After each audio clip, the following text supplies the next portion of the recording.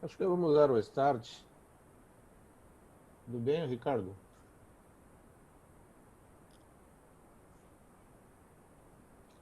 Bom, vamos lá. Eu vou, eu vou fazer uma pequena introdução, se você me permitir. Primeiro, dar as boas-vindas às pessoas que estão aqui reunidas na primeira reunião. Agradecer primeiro, antes de mais nada, o interesse de todos terem ah, apoiado essa iniciativa de a gente poder dar início a uma empreitada tentando promover um pouco mais o desenvolvimento de uma medicina intensiva, talvez voltada mais às nossas realidades das nossas UTIs.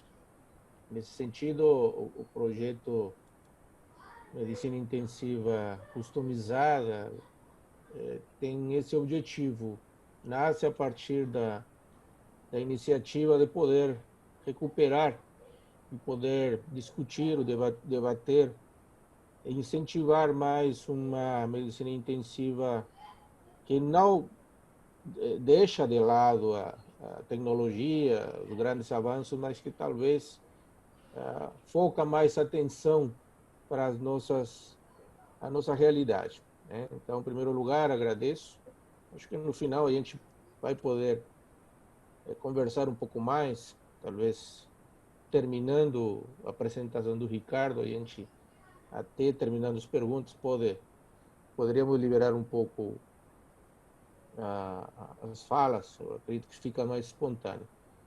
Mas eu vou fazer a apresentação do Ricardo, até porque a ideia do grupo era reunir colegas que, embora fisicamente, pessoalmente, não se conheçam, esse convívio que agora a gente possa ter vai nos aproximar e talvez num futuro não tão longe a gente consiga se encontrar, sim, fisicamente. Então, sem mais delongas, eu vou apresentar ao Dr. Ricardo Ratti de Oliveira Gargioni. É Gargioni ou Ricardo? Isso aí? Gargione mesmo. Gargioni, italiano? Isso, italiano, italiano. Certo. O Ricardo é coordenador médico da UTI geral do Hospital Nossa Senhora dos Prazeres, Lages, Santa Catarina. E também ele é coordenador da parte dos transplantes, né, do hospital, desse mesmo hospital. Aí, inclusive por iniciativa dele mesmo, acho que foi interessante, ele vai nos apresentar qual seria esse perfil das UTIs brasileiras, né? Quem somos nós, na verdade. E estou muito curioso de ver o resultado dessa pequena enquete, desse questionário que foi veiculado e que a maioria, acho que de nós, respondemos. Então, deixo com a palavra ao Ricardo para nos apresentar e nos brindar a palestra a respeito do perfil da sociedade brasileira. Ricardo, contigo a apresentação. Bom, muito obrigado, boa noite. Primeiro quero agradecer o convite, a confiança por esse primeiro episódio nosso aí, de muitos com certeza. Confesso a todos que eu não tenho esse hábito, então estou um pouco atrapalhado e ainda tive alguns problemas ainda de ordens profissionais nessa semana que atrapalhou um pouco mais, mas vamos em frente.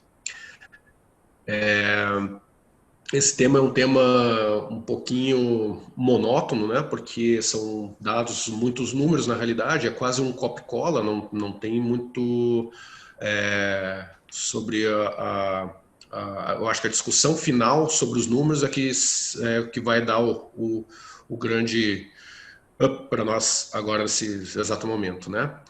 E o Alejandro já acabou colocando no grupo os grandes censos, né, que foram produzidos, que eram praticamente é o único material que nós temos, né? Então, praticamente a palestra já foi antecipada ao grupo, né, com exceção dos nossos dados, que eu deixei um pouquinho mais para o final, obviamente, para a gente poder tentar discutir um pouquinho mais, né, e saber sobre o nosso grupo, realmente, o que está acontecendo e se o nosso grupo, vou deixar um pouco em suspense, se o nosso grupo ele corresponde ao censo da AMIB, né? Que é algo que foi uma curiosidade minha muito grande quando eu comecei a ler todos os censos ali, se a nossa representatividade realmente era uma representatividade do censo, né?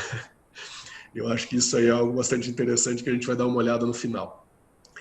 Bom, então, começando, né, eu filtrei algumas coisas que achei pertinentes visando o nosso objetivo dessa primeira parte e na realidade era traçar o nosso perfil e um perfil bastante específico, né, de unidades e da questão tecnológica da unidade, né. Eu botei aqui alguns dados demográficos para a gente poder dar uma olhada também e a gente tentar nos situar. Eu confesso que esses dados demográficos eu não tinha uma noção clara, eu pessoalmente, antes de dar uma olhada nos censos, exatamente como eles estavam distribuídos no Brasil. Tinha uma ideia de algumas coisas, eu confesso que alguns dados até me surpreenderam, questão de Norte e Nordeste, mas vamos ao que nós temos aí. Esse censo foi feito pela AMIB, e com dados do IBGE e mais alguns questionários que foram feitos também pela própria AMIB, e só que eles representam, alguns desses dados aí, representam, esse que eu estou mostrando para vocês é de 2019, é pré-pandemia, então, né, porque eu acho que agora, desse ano de 2020, esses números aí são números totalmente diferentes do que nós tínhamos em 2019, e só que também todos esses leitos que foram abertos em 2020, também a gente, né, eu questiono uma certa permanência dessa quantidade de leitos que foram abertos, mesmo porque eu não sei também questões de equipamentos globais e material humano também, que nós, pelo menos aqui no Sul, a gente está tendo bastante dificuldade nesse momento. Então, quero crer que grande parte desses leitos que abriram em 2020, eles vão acabar desaparecendo em 2021 com o término da pandemia, se é que isso vai acontecer em 2021. Mas eu acho que a mudança realmente veio de uma forma bastante interessante, porque parte desses leitos eles já vão continuar existindo como UTIs gerais ou específicas, dependendo da situação de cada hospital, de cada região.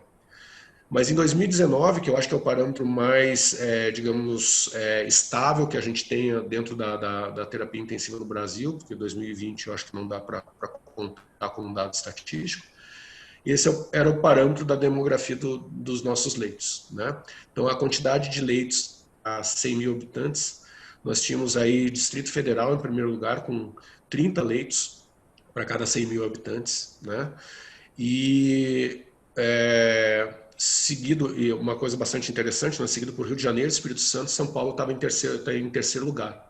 Isso aí também me chamou a atenção porque a minha expectativa, eu sabia que Distrito Federal tinha bastante, mas eu pessoalmente achava que o segundo colocado na lista ainda era o estado de São Paulo.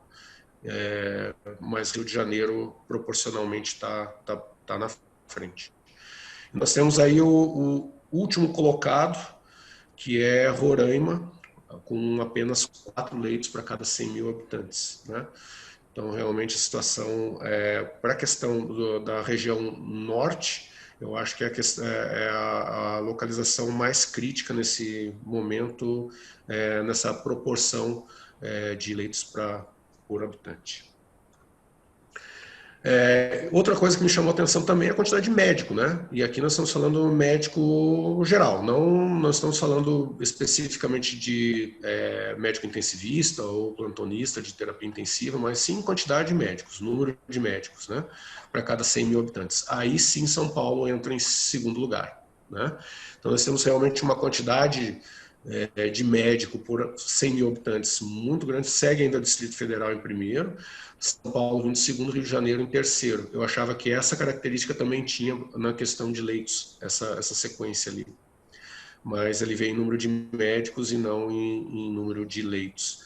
E Tocantins, que está lá embaixo, perdão, Roraima, que estava lá embaixo, né, ele pega já uma quantidade mediana, né, de médicos. Então, tem bastante médico na região, não é uma coisa assim tão pouco, proporcionalmente o Maranhão tem bem menos, metade da quantidade de médico do que Rondônia, mas Roraima do que, porém, leitos de UTI realmente para lá está bem menor.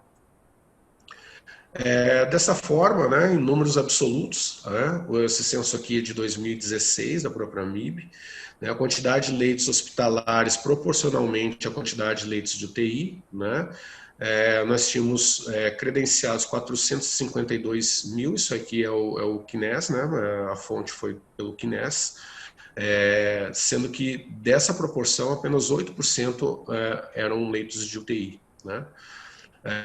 Proporcionalmente 24% de todos os estabelecimentos tinham leitos de UTI, mas esses leitos de UTI estavam concentrados em apenas 15% dos municípios do Brasil. Tá? Então, eu achei um dado bastante interessante, porque a quantidade de leitos é pequena, mas a quantidade de estabelecimentos que tem proporcionalmente é bem maior, mas eles são concentrados em municípios maiores também, né? Tem a sua razão de ser, mesmo porque é óbvio que a estrutura, porque leito de UTI não é apenas, né, botar uma cama, um monitor e um ventilador e ficar lá, nós precisamos de uma estrutura ao redor que dê suporte a esse leito de UTI, e é óbvio que muitos hospitais de interior não tem esse suporte que necessitaria mínimo para a gente poder ter uma assistência de qualidade. Então, isso até se justifica por conta desses 15% de municípios. Então, aqui, se a gente for fazer ver por região, né? Nós estamos aqui, temos uma concentração na região sudeste, sendo que o estado de São Paulo, especificamente, tem aproximadamente 24% de todos os estabelecimentos com UTI do Brasil. Tá? E aí o resto, 73%, divididos nos demais estados. Né? Nordeste tem uma quantidade até razoável de leitos de UTI, né? E a gente realmente tem muito pouco na região norte e na região centro-oeste. Mas também a população dessas regiões também não são assim, comparativamente, não são tão grandes quanto no Sudeste e no Nordeste. Mas o Sudeste todo ele compreende 3 vezes praticamente, um pouquinho menos, não, umas 2 vezes e meia a quantidade de estabelecimentos com leitos de UTI. Aqui ao lado, eu não sei, o pointer aparece para vocês? Aparece, né? Parece. Tá. Nós temos aqui a quantidade de estabelecimentos e a porcentagem, né, relacionados ao Brasil. Nós podemos ver que a grande maioria dos estabelecimentos que tem é São Paulo mesmo, né, seguido do Rio de Janeiro, em números de hospitais com leitos de UTI. E nós temos aqui o grande problema lá na região norte, a 0,4 a 0,4, que nós temos, né, a quantidade de hospitais. Muito bem. Nos estabelecimentos por região, né, uma coisa que eu achei bastante interessante também colocar aqui é a respeito da diferença dos hospitais públicos, privados e filantrópicos, né? Então a gente consegue, depois eles botaram aqui uma característica de não classificado, que eu tentei até procurar ver o que eles considerariam não classificado, como filantrópico, privado ou público, mas não encontrei essa definição por eles também. Não sei o que eles consideraram não classificado, para mim só teria os 3, mas enfim. Né? A quantidade total, então, de hospitais é de 1961, mas a quantidade de leitos de UTI, de hospitais com leitos de UTI na rede privada, realmente é infinitamente superior à rede pública. Nós temos que, quando a gente considera a rede pública como hospital público como um todo, né? A gente considera o filantrópico, que atende a sua necessidade de 60% SUS, ou seja, ele entra na parte do público também, aí esse número começa a ficar maior e ele se sobrepõe aos hospitais privados. Mas, proporcionalmente, o hospital totalmente público realmente tem uma gama muito menor de leitos de UTI do que a rede privada. Outra coisa que eu achei bastante interessante, que também me chamou a atenção, é aquele grande que nós conversamos, que nós já vimos algumas coisas sobre a interiorização da UTI, né? Ou seja, a concentração dos leitos de UTI nas capitais e a partir das capitais, então, essa interiorização. Aqui, nesse gráfico, eu também procurei ver se eles tinham englobado a região metropolitana da capital, porque do ponto de vista técnico, se a gente for pensar do ponto de vista regional, né, se a gente pensar em toda a região metropolitana, é praticamente capital, né? A gente não tem muito diferença da capital. Mas não, eles consideram capital somente a cidade capital mesmo e o interior qualquer cidade que não seja capital. Ou seja, então esse número aqui é um número que é um pouquinho complexo de a gente poder levar em consideração, porque provavelmente se a gente for pegar por município, então a gente vai ter aqueles municípios ao redor da capital com alguns hospitais, uma porcentagem até importante de hospitais com terapia intensiva, e quando você se afasta muito da capital, aí então essa quantidade de hospitais com terapia intensiva realmente diminui bastante.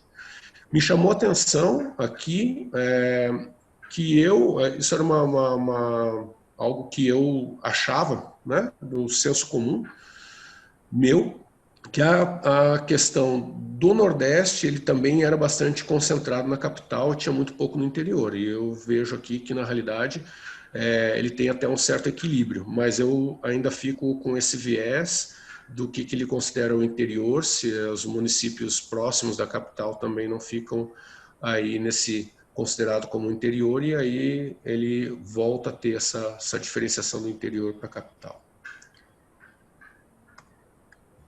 Aqui é a proporção de leitos de UTI de habitantes. Essa proporção eu acabei colocando por conta da recomendação da Organização Mundial de Saúde, que ela organiza como sendo algo dentro de um padrão de assistência de 1 a 3 leitos para cada 10 mil habitantes. Tá? Então, na média, né, independente de ser SUS ou não SUS, né, nós temos no Brasil aqui exatamente a média do recomendado pela OMS, né, 2,03 leitos para cada 10 mil habitantes. E aí nós temos as variabilidades aqui, que obviamente nós entramos aqui no Norte e Nordeste, que tem uma quantidade de leitos para 10 mil habitantes menor, né, e o Sudeste aí sendo o que tem a maior proporção por habitante. Tá? Um fato bastante interessante é que, apesar desta média aqui agora muito próxima da Organização Mundial de Saúde, nós vimos nos slides anteriores que a distribuição dela não é homogênea, né? Então, isso realmente leva a crer que o problema não é só o número de 2 leitos para 10 mil habitantes, e sim a distribuição dela para poder fazer o alcance necessário dos pacientes que necessitem de terapia intensiva. Muito bem, aqui já é a quantidade de médicos com especialidade em terapia intensiva por região. E, obviamente, aqui nós temos aqui o grande ganhador no Sudeste também, onde 57% de todos os médicos intensivistas estão no Sudeste. Lembrando que isso aqui é um censo de 2016. Eu acho que esse censo aqui já teve uma distribuição um pouquinho maior agora, talvez isso aqui já não esteja tanto assim, até por conta dos centros formadores, que eu acho que acabou se espalhando de uma forma um pouquinho mais intensa para interior fora do Sudeste de 2016 para cá. Então talvez isso aqui tenha se distribuído um pouquinho mais, mas chamou bastante atenção a quantidade de profissionais da terapia intensiva realmente ser concentrados no Sudeste, onde no Norte apenas 3%. Né? Se a gente for ver, o Acre só tem 10 médicos intensivistas, para o Acre todo. Uma coisa que quando a gente começa a pensar em algumas coisas assim, né? Quando a gente vê um número absoluto que foge um pouquinho da porcentagem, algumas coisas assustam. Tem só 5 médicos intensivistas. O que eu tenho de médico intensivista só na minha unidade, eles têm no estado todo de Roraima. Isso é uma coisa que realmente assusta às vezes. Mas é isso aí. Muito bem. Então agora aqui nós vamos começar a fazer um joguinho e matando a curiosidade do Alejandro, que eu sei que ele está bastante curioso, nós vamos comparar o censo Amib agora com o nosso censo, né? Para ver como que a gente anda. Né? Então, primeiro, esse ponto bastante importante aqui do censo Amib, ele coloca sobre os diaristas e rotineiros, se ele tem especialidade ou não. Na realidade, eu não coloquei isso no nosso censo. Era um censo como o meu, que, teoricamente, até por questões da RDC e da própria nova resolução do Conselho Federal de Medicina desse ano, que o rotineiro e o coordenador tivessem título de especialista em terapia intensiva. E é óbvio que quando a gente vai no censo, a gente vê que isso realmente é uma determinação de RDC e de regulamentação do Conselho Federal de Medicina, mas não é uma realidade que acontece em todas as UTIs. Mas de 2016, aliás, para cá, eu acho que isso está começando a acontecer de uma forma bem mais eficiente nesses últimos anos. Então, eu acho que agora isso realmente acontece. Mas 85% aproximadamente de todos os hospitais tem médicos, diaristas e rotineiros com título de especialista, tá? Apenas 10% possuem médicos e rotineiros sem títulos de especialistas. Sim, confirmaram que não tem diarista ou rotineiro nas suas UTIs, tá? Então vamos ver a nossa, né? Nós temos também UTI dentro do nosso grupo que também não possui rotineiro, é só o plantonista, tá?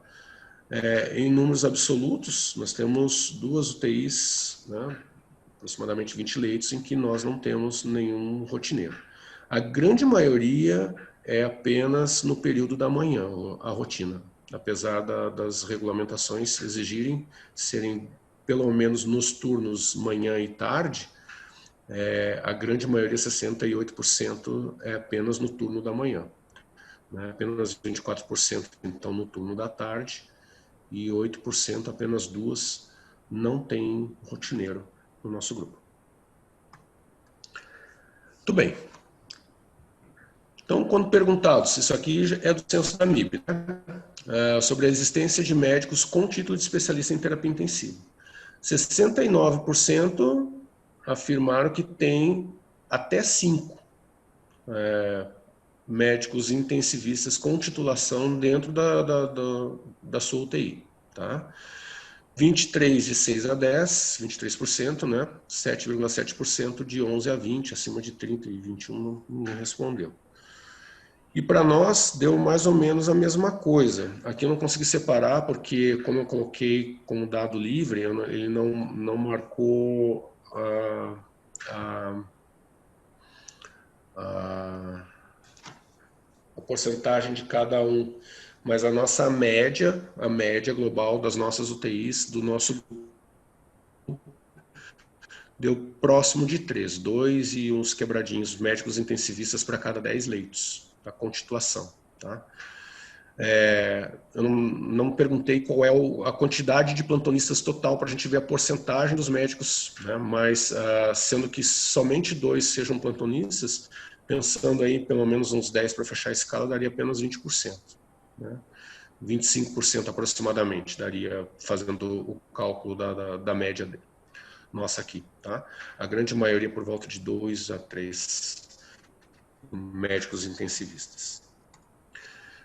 Quando a gente fala do censo da MIB, né, sobre médicos sem título de especialidade de medicina intensiva, né, de outras especialidades, então aqui nós temos também uma porcentagem bem maior, 54% e 31%, que fica aqui entre 6 e 20, mais ou menos, que estão a grande maioria. Então, tem poucos médicos intensivistas e a grande gama de plantonistas mesmo são médicos de outras especialidades.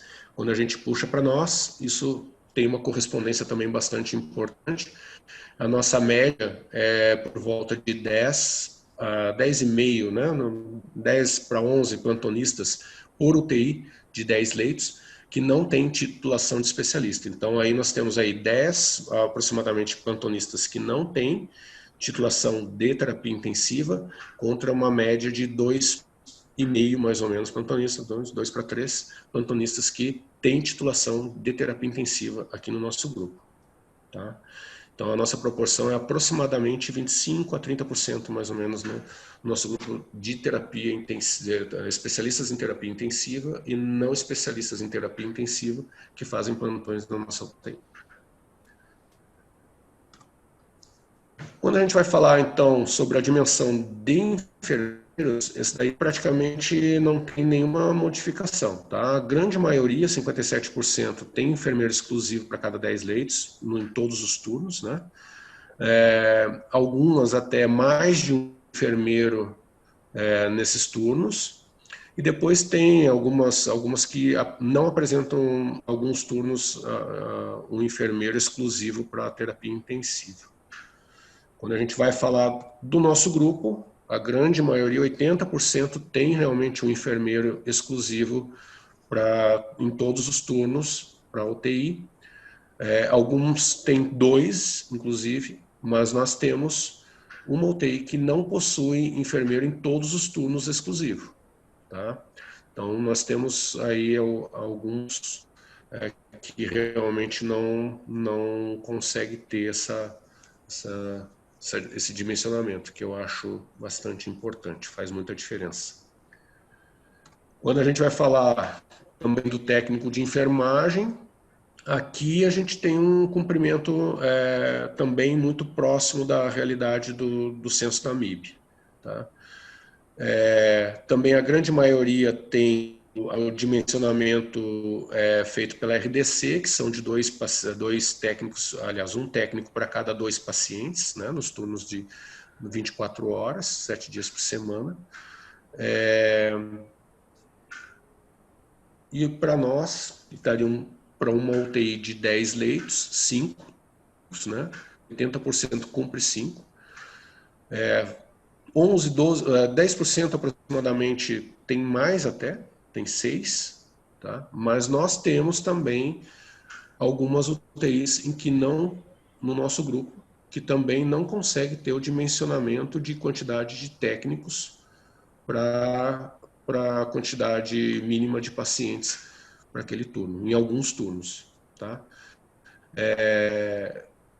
A gente consegue especificar pelo programa, né? E uma coisa que me chamou a atenção é que as mesmas UTIs que não conseguem manter a enfermagem, o enfermeiro exclusivo também não consegue manter a quantidade de técnico de enfermagem. Isso realmente é bastante preocupante, porque aí nós temos uma área de assistência bem importante. Fisioterapeuta, né? A grande maioria também funcionando dentro das 18 horas previstas, né, pela RDC, tá, para fisioterapeuta, alguns serviços inclusive com 24 horas de fisioterapia. 24 horas é uma luta muito grande da Sociedade de Fisioterapia. Eles querem trabalhar 24 horas dentro da UTI, mas a RDC, por enquanto, a exigência no mínimo 18 horas, mas algumas UTIs já contemplam no país, isso é o censo da MIB, né? Mas ainda nós temos uma porcentagem considerável de fisioterapeutas que cumprem apenas 12 horas dentro da terapia intensiva, né? E até menos. Já dentro do nosso grupo, há de se esperar também que a porcentagem de fisioterapeuta que não tem em todos os turnos como deveria ter, é bem maior, inclusive, tá? Beirando quase os 20% do nosso grupo não tem fisioterapeuta no mínimo exigido. A grande maioria, 80%, tem um fisioterapeuta e alguns poucos têm, na realidade um serviço só tem mais de um fisioterapeuta nesses períodos, tá? Mas também me preocupou a não ter fisioterapia, ainda mais nos tempos de Covid agora, menos o mínimo exigido pela RDC, né? Uma porcentagem até maior do que a parte da enfermagem. Bom, parte de equipamentos agora, né?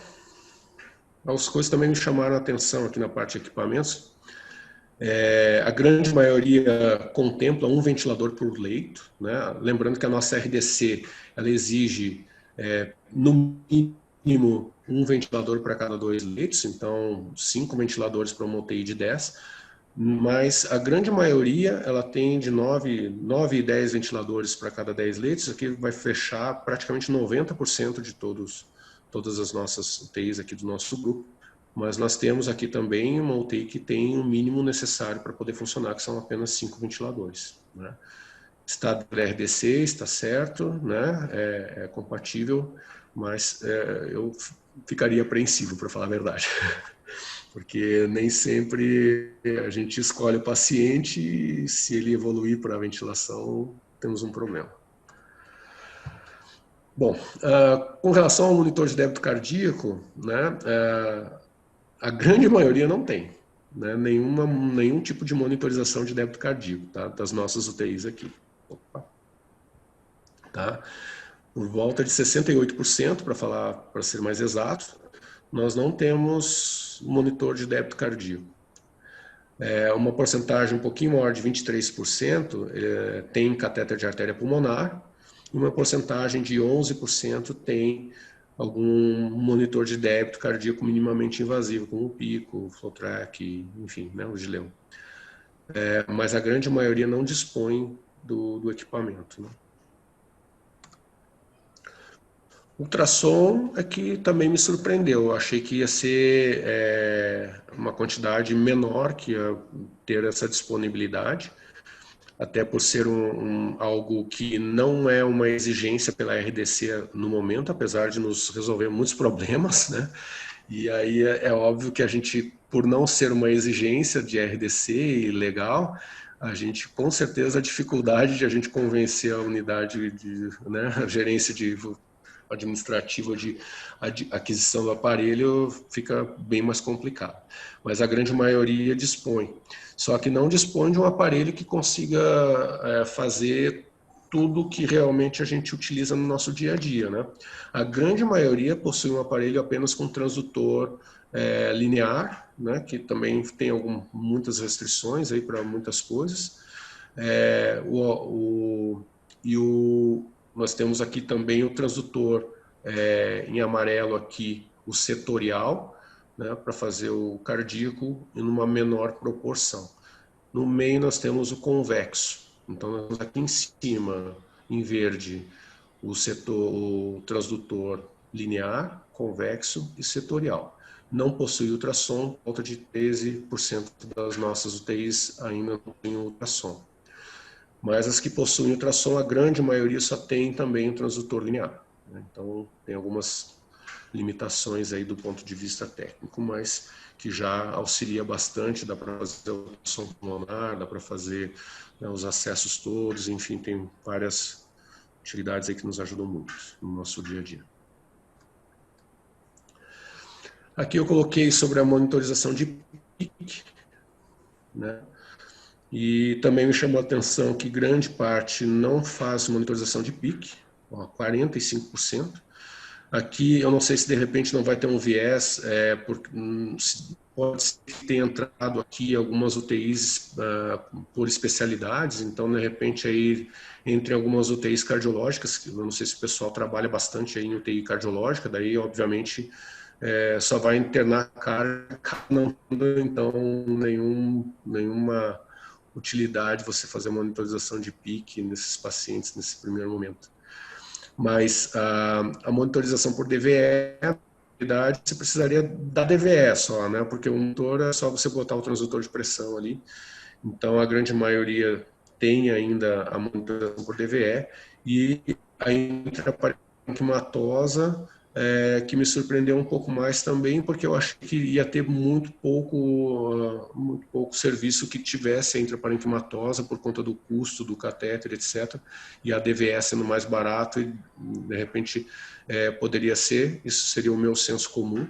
e na realidade a pesquisa mostrou que foi muito parecido, né, a monitorização por DVE pela intraparenquimatosa, ou seja, a disponibilidade, né, não a monitorização em si, mas a disponibilidade do catéter, mas me chamou a atenção essa grande quantidade de serviços que realmente do nosso grupo que não tem nenhum tipo de monitorização de pique, que eu acho que de repente a gente pode colocar depois para a gente poder ver se de repente entrou as UTIs especializadas aí, né?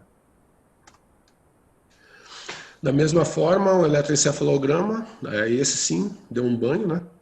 A grande maioria realmente não tem, 75% não tem eletroencefalo, né? Nem o fixo, nem o contínuo por monitor, né? Mas uma pequena porcentagem tem o contínuo e alguns têm os dois, tanto o contínuo quanto o fixo. Mas a grande maioria só tem o fixo mesmo. Acesso a ECMO, a gente discutiu algumas coisas no próprio grupo, né? Se íamos fazer palestras sobre ECMO, né? Disponibilidade, se os serviços têm. Nós temos, nesse momento, em números absolutos, para vocês terem ideia, só deixa eu abrir o número absoluto aqui, a quantidade de serviços que ou possui ou tem acesso ao ECMO, até me surpreendeu, acho que foram, se não me engano, 4 serviços, para que eu já vou...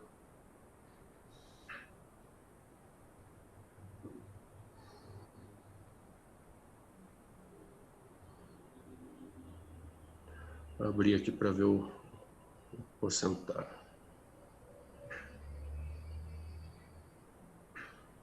3 serviços, tá? 11%. Então, 3 serviços têm disponibilidade, contra 24 serviços, 89%, que não tem nenhum acesso ao ECMO. Já o balão intraórtico, um pouco maior, tá? Nós temos 6 serviços que têm disponibilidade de balão intraórtico, mas a grande maioria também não tem disponibilidade de balão intraórtico. Sabemos que o balão intraórtico agora está sendo muito pouco utilizado, mas ainda cabe para alguns casos bastante específicos. Mas realmente a indicação dele tem diminuído bastante nos últimos anos e provavelmente aí eu acho que esse é um dos grandes motivos também que os serviços também têm. Provavelmente os que têm já têm há bastante tempo, né? É difícil hoje um serviço estar adquirindo algo desse sentido. Muito bem, esses são os dados que a gente trouxe, né, para discussão. Eu acho que o grande objetivo era realmente só mostrar os dados e fazer a discussão no final, que é essa discussão que eu acho que vai ser enriquecedora. Eu posso ir voltando os slides, caso o pessoal queira ver algum detalhe a mais de alguma coisa. E eu sei que é algo um pouquinho massivo, porque é só número, é só censo, é só demográfico, mas eu acho que esse era o grande objetivo, saber onde a gente está, saber o que a gente tem e de que forma que a gente consegue progredir daqui para frente e o que a gente precisa tanto lutar para ter alguma coisa a mais que nós deveríamos ter, da mesma forma que a gente tentar direcionar os nossos próximos passos aí para a nossa realidade.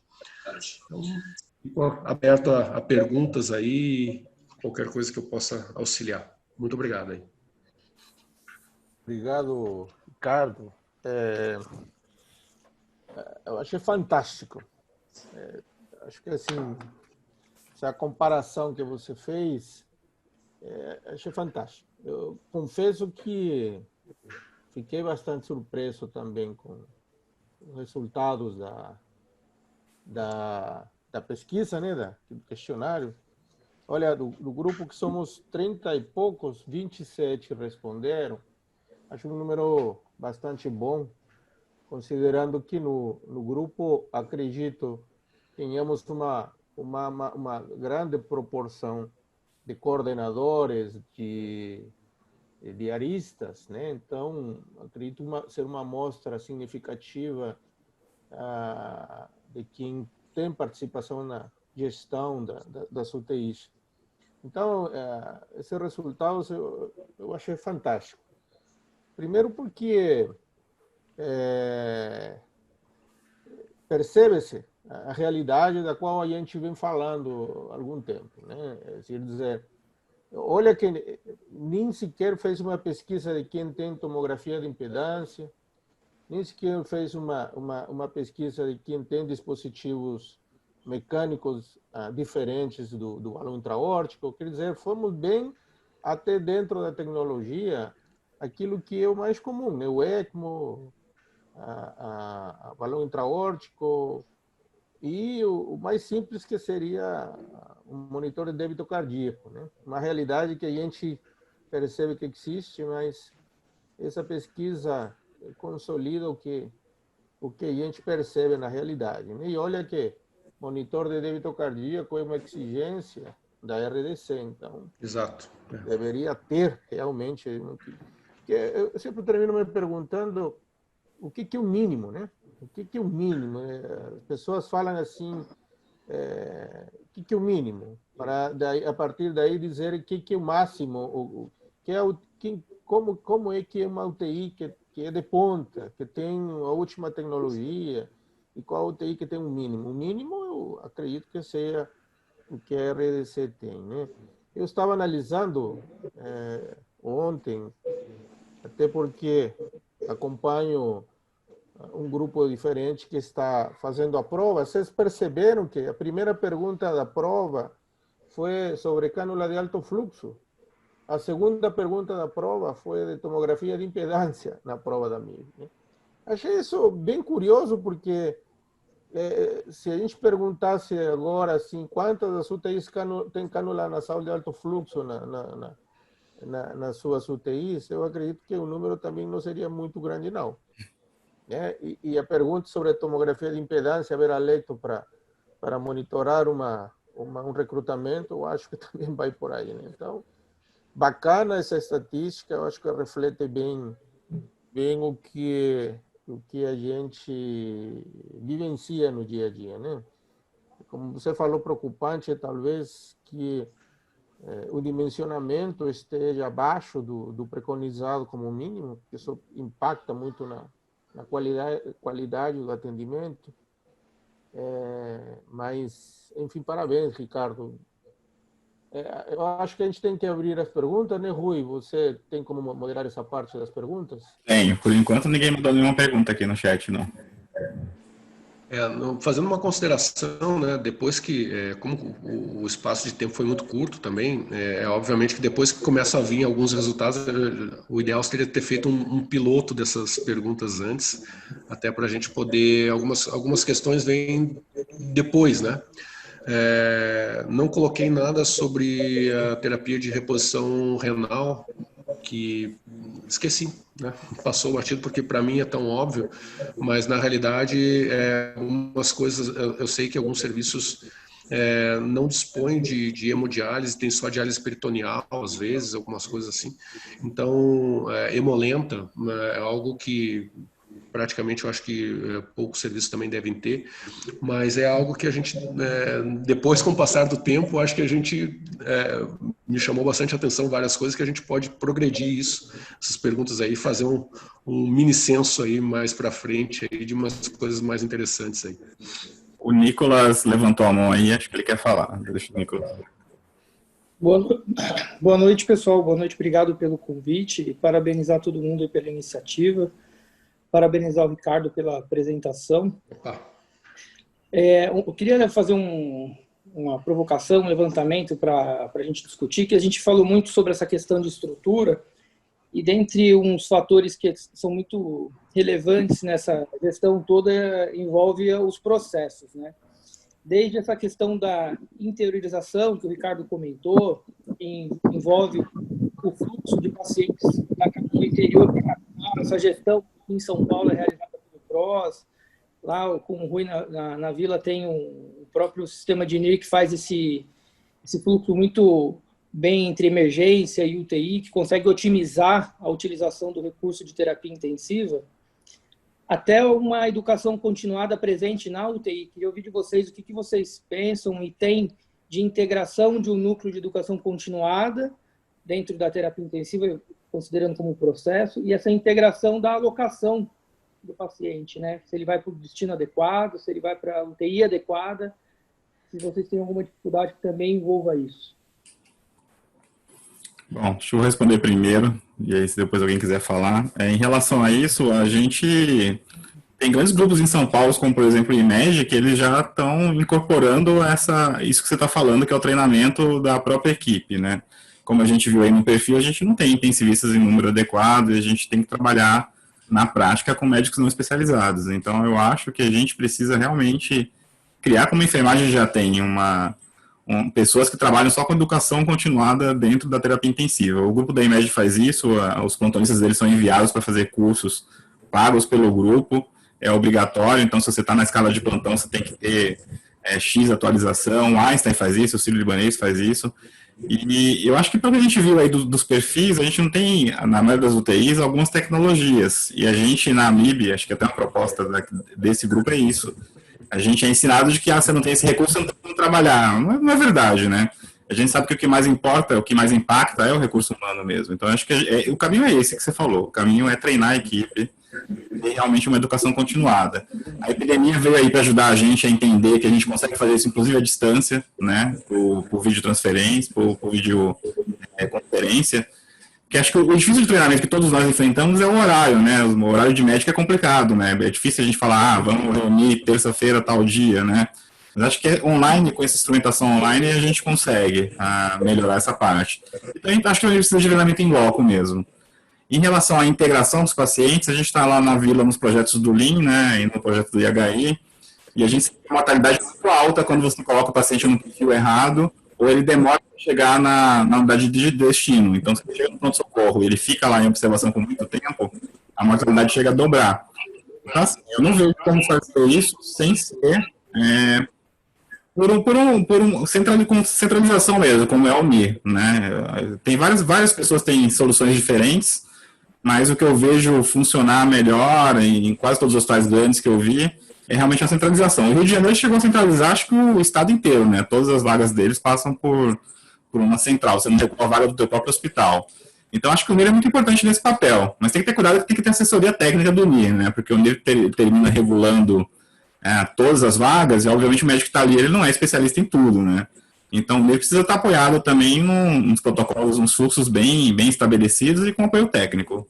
Feito isso, acho que funciona muito bem. Ricardo, você queria acrescentar algum apontamento? Eu vou fazer um comentário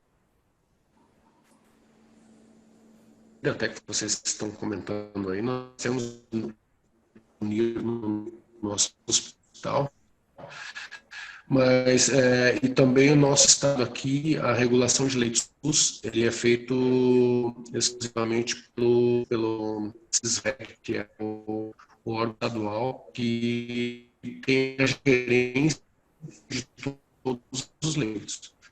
Então, mesmo tendo um paciente grave com indicação de terapia intensiva na minha emergência, se eu na minha UTI, talvez esse paciente suba, tenha um paciente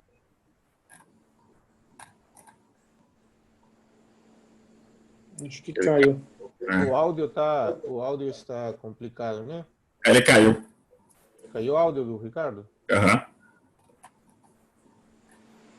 Bom, Alô, Ricardo? Tá, o Alejandro, enquanto ele volta. Tá, voltou. Ricardo?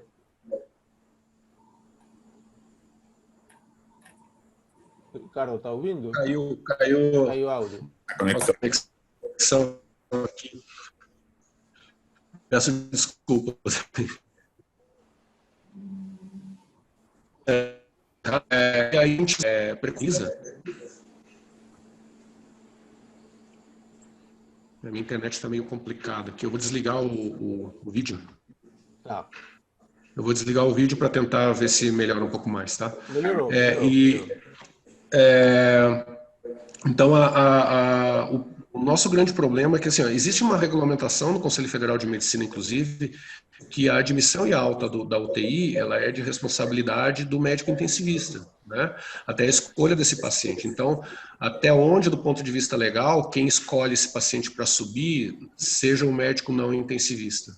né? São coisas que são interessantes de abrir debate, porque esses processos regulatórios, tanto de Estado, própria instituição, você não consegue botar médico intensivista em todos esses processos aí para a gente poder ter uma decisão mais assertiva daquele paciente que seja viável clinicamente, do ponto de vista de protocolo paliativo ou realmente terapêutico, que a gente possa fazer um discernimento de uma forma paciente que seja mais grave e recuperável para poder ocupar esse leito. Então é uma discussão bem interessante que de repente a gente pode, num outro momento aí, tentar evoluir nesse sentido.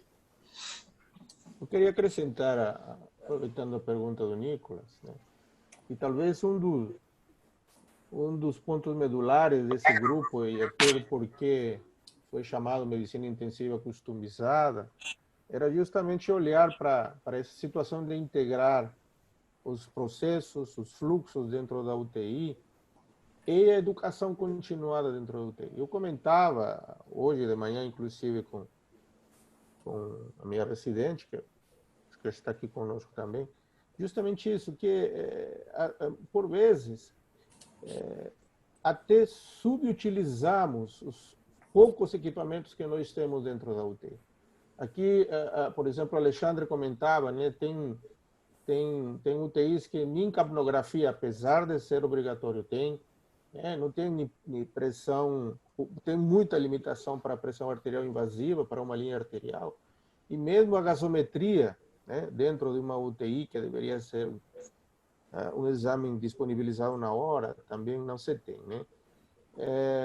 E assim, muitas vezes tem, por exemplo, o respirador do lado, e é só para, às vezes, simplesmente olhar de longe, porque não tem experiência para acompanhar e monitorar a ventilação mecânica. Infelizmente, deixa-se isso nas mãos inteiramente do fisioterapeuta, e isso decorre justamente de uma falta de educação para aquele plantonista que, mesmo não sendo intensivista, deveria estar minimamente treinado para acompanhar uma ventilação mecânica, até porque é responsabilidade legal nossa, por lei. A gente não tem como se eximir da responsabilidade dessa ventilação mecânica.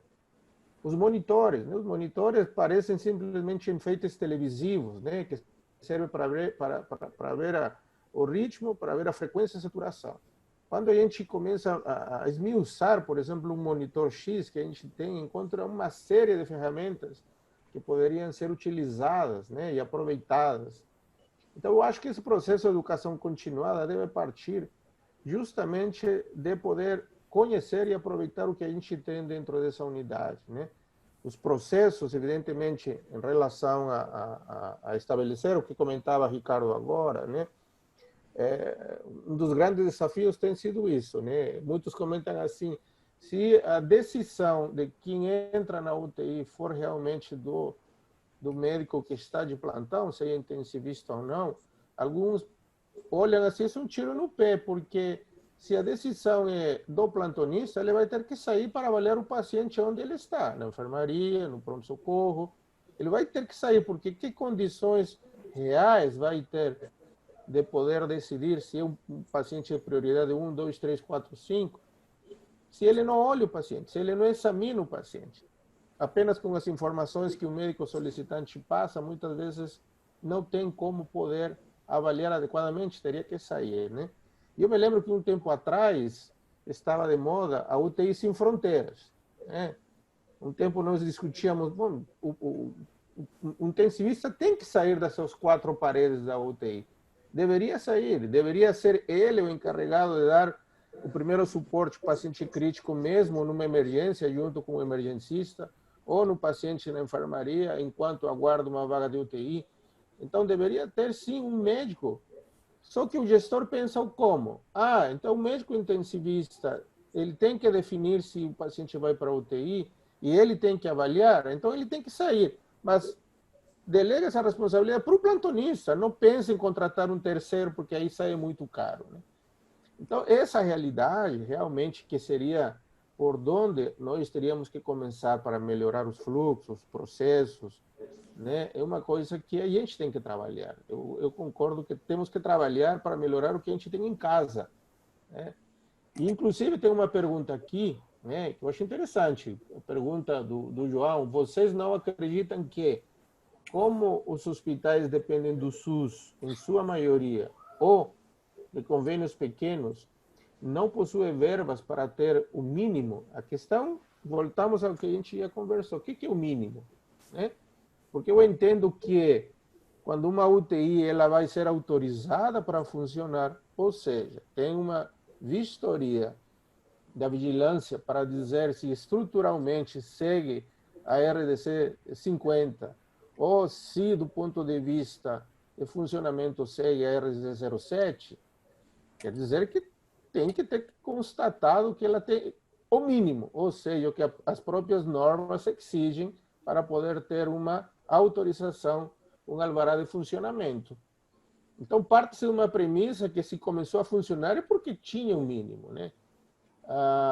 E ali, essa questão do mínimo. Quando a gente fala do mínimo, eu acredito que assim, o que está na RDC, menos do que isso, nós temos que considerar que é uma unidade inclusive passível até de ser questionada quanto à autorização de funcionamento, quando não tem um mínimo.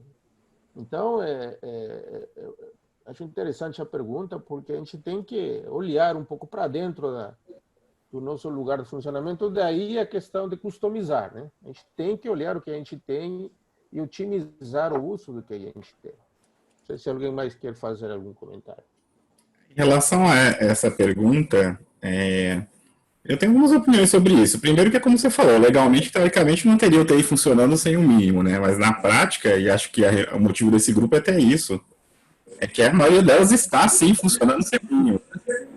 Eu trabalho em UTI que tem dificuldade de acesso a diálise, por exemplo, você não consegue um eco, né? Então, assim, nós já estamos trabalhando em locais que não tem o mínimo, né? O Paulo Feliciano levantou a mão, daqui a pouco eu passo a palavra para ele. Então, eu acho que, assim, tem dois problemas aí. Primeiro, que dá para a gente trabalhar com o que a gente tem, o recurso humano é mais importante, na minha opinião.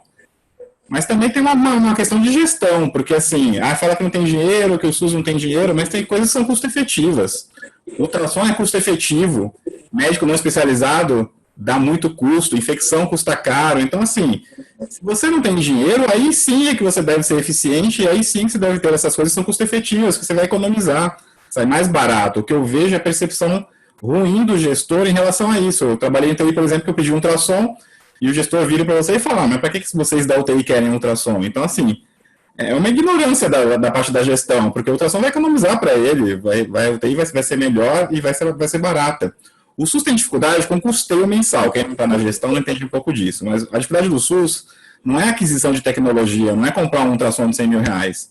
O problema é o custeio mensal. Quando você adquire tecnologias que precisam manter aquilo por mês um valor, isso é que é complicado para o SUS. Mas essas tecnologias que são custo-efetivas, como, por exemplo, um aparelho de ultrassom, uma PAI, isso daí não é problema de dinheiro. Isso é problema de gestão mesmo, tá? Bom, vou passar a palavra para o Paulo Feliciano aí, que levantou a mão aí. Tá mutado o teu microfone, Paulo. Tá, aí. Vocês conseguem me ouvir? Sim. Agora sim, Paulinho. Boa noite. Primeiro, boa noite aí, especialmente ao Rui, ao Ricardo. Parabéns pela palestra, Ricardo, e o Alejandro aí como o nosso professor aí, o nosso mentor no grupo. Eu acho que essa questão que a gente está discutindo é uma questão importantíssima, fundamental, e o problema talvez seja de uma ordem bastante complexa. Como o grupo, a ideia, como o Alejandro trouxe, foi trazer realmente a nossa prática, a nossa realidade, então eu pedi a palavra aí, Rui, para poder dar um testemunho aqui de UTIs aí, de leitos de terapia intensiva, dos quais eu também participo da coordenação. Então, assim, eu até ia colocar essa pergunta no chat, mas eu vou discutir ela aqui. É interessante porque os elaboradores da nossa RDC, ou das nossas RDCs, seguramente são pessoas com uma mentalidade, com treinamento, com uma vivência e um conhecimento de terapia intensiva, né, do funcionamento do setor da terapia intensiva. Porém, senhores, quando nós vamos para a prática, os gestores dos nossos hospitais, especialmente os diretores médicos E os diretores gerais dos hospitais, eles não são da terapia intensiva. E eles não conhecem a vivência da terapia intensiva. E vou mais longe, é difícil convencê-los do óbvio, Rui. O Rui estava falando algumas coisas aí que é custo-efetividade. É óbvio, a gente leva lá, você leva as evidências científicas, você leva um estudo, uma consultoria, você leva um trabalho, uma análise de gastos, mas o coordenador geral do hospital, eu não tenho nada contra nenhuma especialidade, na minha família são 19 médicos, e nós temos aí de toda a qualidade aqui na minha família. Então, temos diretores que são ortopedistas, nós temos outros diretores que são cirurgiões plásticos, aí nós temos... E aí, Rui, quando a gente precisa de um recurso mínimo, o cara ele não entende ou não aceita. Ele tem um hospital inteiro para gerir, né? Então ele acha que aquele primeiro, segundo recurso que a UTI está pedindo talvez não seja tão necessário como uma outra situação que ele está precisando lá no PS, ou no PS da ginecologia e obstetrícia, enfim. Eu fico também me colocando no lugar do gestor, que talvez seja difícil ouvir todas as demandas e conseguir identificar o que é prioridade ou não. E aí, agora falando de uma realidade específica aqui de São Paulo, o professor Alejandro, a compra dos materiais aqui em São Paulo, ela funciona numa dinâmica um pouco diferente. Claro, vocês devem conhecer, sem dúvida, muito mais que eu, vocês têm mais experiência que eu. Mas, às vezes, um insumo mínimo, Rui, você tem que entrar num pregão e o pregão demora, a saída do pregão demora 3 meses para sair a compra. Você não vai lá com o dinheiro e compra, você precisa entrar no pregão. E mesmo depois de ganhar o pregão, para chegar o insumo para você é mais 1 mês, 45 dias. Então, não raro a falta dos insumos ou dos recursos necessários, os recursos mínimos, né, o professor Alejandro, para funcionar uma UTI. Só que, às vezes, o processo de compra é demorado no SUS, o processo de entrega também é demorado no SUS, e vou mais longe. Os elaboradores das nossas RDCs entendem o que é o mínimo para funcionar uma UTI. O nosso gestor do lado de cá, ele não pensa a mesma coisa, ele não tem a vivência de terapia intensiva e ele acha que ele tem outras prioridades e ele fala, ótimo, obrigado de você ter vindo aqui na minha sala, colocar suas necessidades, mostrar que você pode atender melhor os pacientes. Nós colocamos aí na nossa lista, assim que possível, a gente vai contemplar você com esse pedido. E aí demora 2 anos, tranquilamente. Então, realmente é difícil. Eu acho que o motivo maior desse grupo é um motivo muito nobre, muito digno, em saber, por exemplo, como é que nós podemos fazer com o que temos, como fazer o melhor, mais efetivo com o que temos, porque nem sempre nós conseguimos ter tudo. É difícil, nem o mínimo. Só citando um exemplo dos gráficos que o Ricardo colocou, por exemplo, o mínimo é ter um monitor de débito cardíaco. Eu não consigo ter um monitor de débito cardíaco. Eu já fui de joelho lá, já levei análise de custo, já levei evidência científica, enfim, das indicações. Aí o que eu consigo fazer, Rui, é que adaptar a realidade eu tenho lá um ultrassom, tá certo? E que nem era nosso, o ultrassom era da GO. Eu sei lá como é que eu consegui afanar aí, desculpa o verbo, afanar aí o ultrassom lá para nosso TI, e aí eu faço uma medida do débito cardíaco, Rui, coleto uma SVO2 lá do catéter central, e é o que eu tenho. Eu tenho uma SVO2 estática e eu tenho um débito cardíaco estático, calculado lá com o probe setorial. E aí, se eventualmente eu tiver que fazer medidas para otimização hemodinâmica, a posterior eu tenho que coletar de forma estática, mais uma gasovenosa central e botar o eco lá de novo para calcular o débito cardíaco de novo. Desculpa aí, falei muito aí, eu falo demais. Prazer em ver todo mundo, é uma alegria imensa aí estar Boa, no grupo. Paulinho, boa, Paulinho. Alguém mais quer comentar?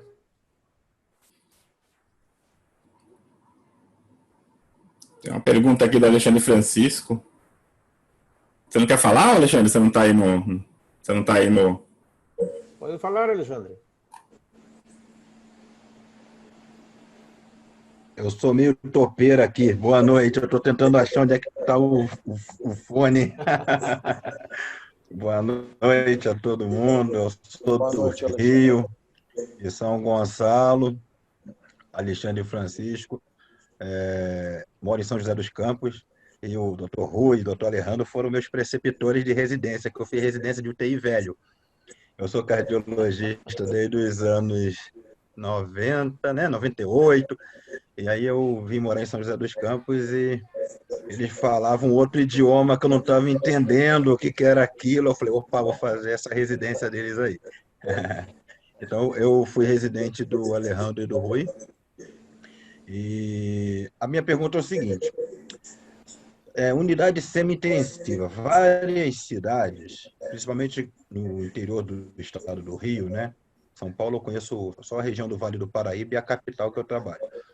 Mas algumas cidades do interior do estado do Rio, o hospital tinha um cantinho com 3 respiradores, chamava de SEMI, até conseguir uma vaga numa UTI estabelecida. Como funciona a SEMI? Tem alguma regulação para isso? Segue a RDC 7? Ou é assim mesmo, as SEMIs ficam lá provisoriamente até você conseguir um leito de UTI mais definitivo? Até por causa de treinamento de plantonista, respirador, acesso central, são UTIs, né? E as pessoas não são treinadas e trabalham nesses lugares. Outra pergunta minha, na verdade, é uma constatação. Não sei se está escutando bem aí. Tá? Sim, sim. É que aqui falou que estava instável. Médico para trabalhar em pronto-socorro, sem saber entubar, pegar acesso, às vezes chega uma parada cardíaca, bate aquele desespero e vai lá para a UTI chamar o plantonista. Se não há uma exigência mínima para plantonista ter algum curso de intubação e de acesso central, a CLS, se isso existe como regulação, como RDC ou alguma outra coisa para pronto-socorro. Se me permitem, vou dar o start ali. Talvez porque mexe com legislação, que é uma das minhas paixões, né? Então, com relação à semi-intensiva, qual é o problema, Alexandre? É isso. Norma, se existe a semi-intensiva como tal, e até porque para funcionar, ela teria que ter também um processo de autorização e ainda os atendimentos feitos nessa semi-intensiva serem remunerados dentro do sistema público ou privado para que isso também possa funcionar. Então, o que nós temos no âmbito das normas sanitárias quanto à semi-intensiva? Só tem a portaria 875 do Ministério da Saúde, aquela portaria que normatizou o atendimento paciente crítico, e ela denominou essa semi-intensiva, na verdade, como unidade de cuidados intermediários, é a UCI, né? A famosa UCI, UCI adulto, que seria semi-intensiva, né? Então, existe essa regulamentação, a RDC não fala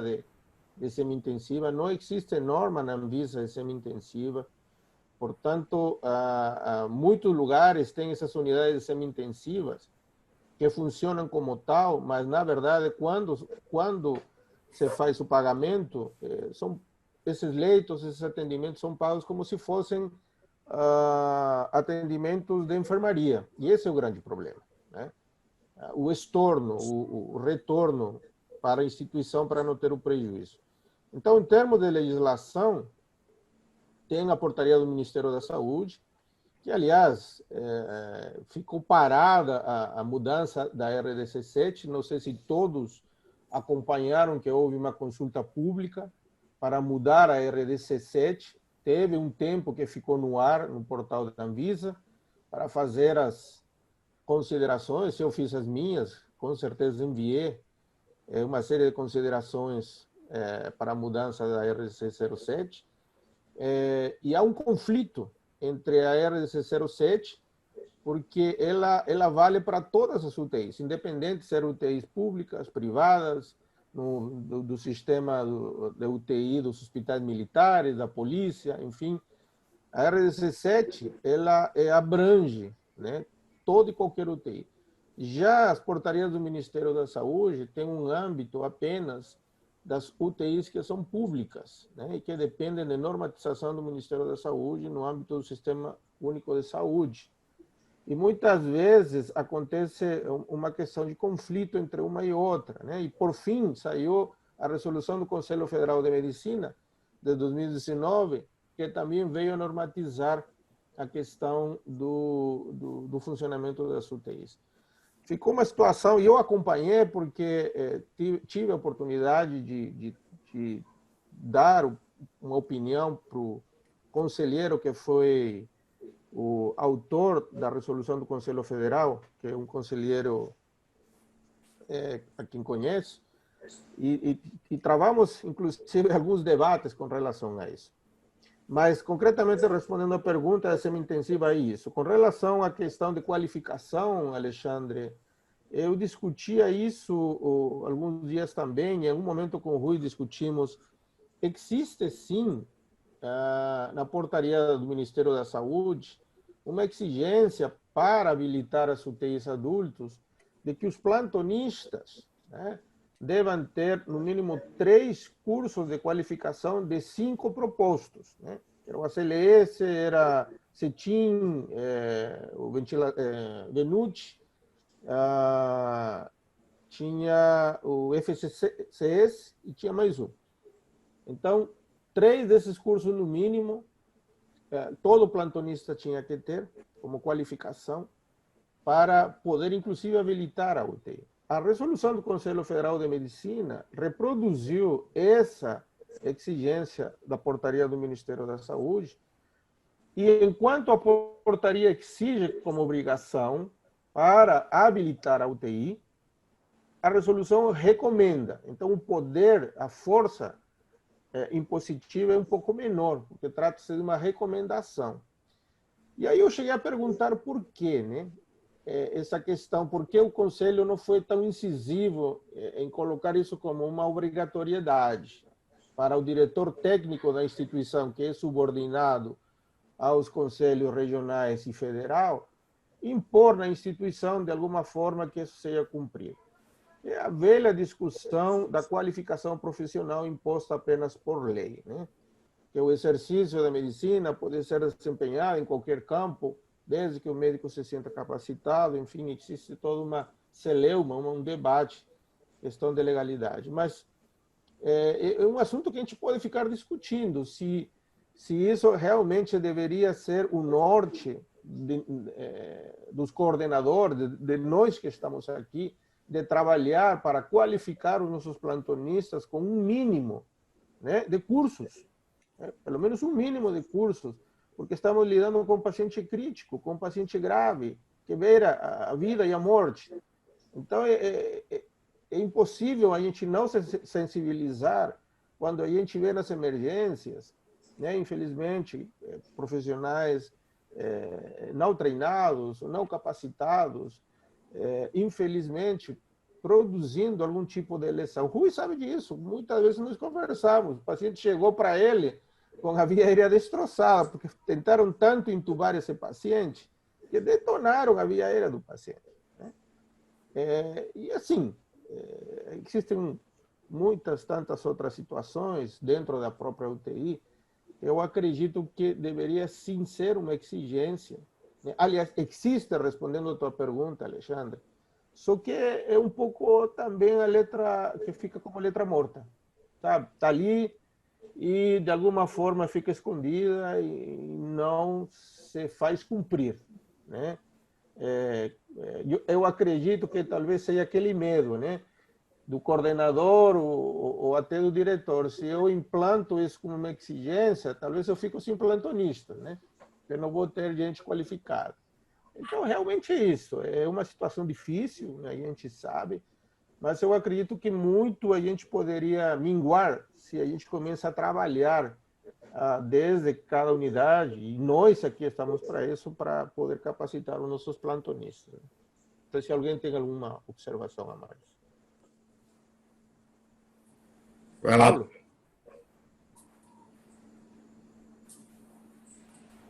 Posso falar, Rui? Pode falar. Só, na verdade, emendando o que o professor Alejandro já comentou, viu, Alexandre? Eu coordeno também uma semi-intensiva de 15 leitos, né, aqui em São Paulo. Do ponto de vista de dimensionamento, é um pouquinho diferente da UTI, né? A UTI é um médico especialista, um médico plantonista para cada 10 leitos, e na semi-intensiva é um médico para cada 15 leitos, né? E como o professor Alejandro comentou, esse setor é chamado de cuidados intermediários, né? Inclusive numa atualização que saiu do Conselho Federal de Medicina, agora em abril de 2020. E o senhor comentou, professor, a respeito da remuneração. Graças a Deus, nessa unidade, nós temos a remuneração completa, né? Então, nós temos a remuneração para o plantonista e nós temos a remuneração para o plantonista da enfermagem, da fisioterapia e para o coordenador. E aí, Alexandre, a diferença com a UTI sobre a coordenação é que na UTI você tem que ter, pela RDC, um coordenador médico e um diarista com um CRM diferente. Não pode ser o mesmo. Tem que ser 2 médicos titulados, um coordenador, um diarista. Já na semi-intensiva pode ser a mesma pessoa. O coordenador médico, ele também pode ser o diarista da semi-intensiva, e aí seriam 15 leitos, cuidados intermediários. O que eu faço lá na nossa prática, o Alexandre, é que os pacientes na semi-intensiva que acabam evoluindo, tem uma evolução desfavorável, especialmente evoluindo para a ventilação mecânica invasiva, eu acabo fazendo a realocação dele aí na unidade de terapia intensiva.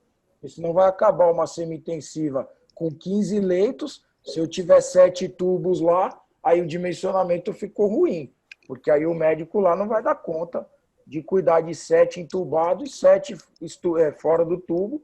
Aí eu precisaria, na verdade, de 2 médicos.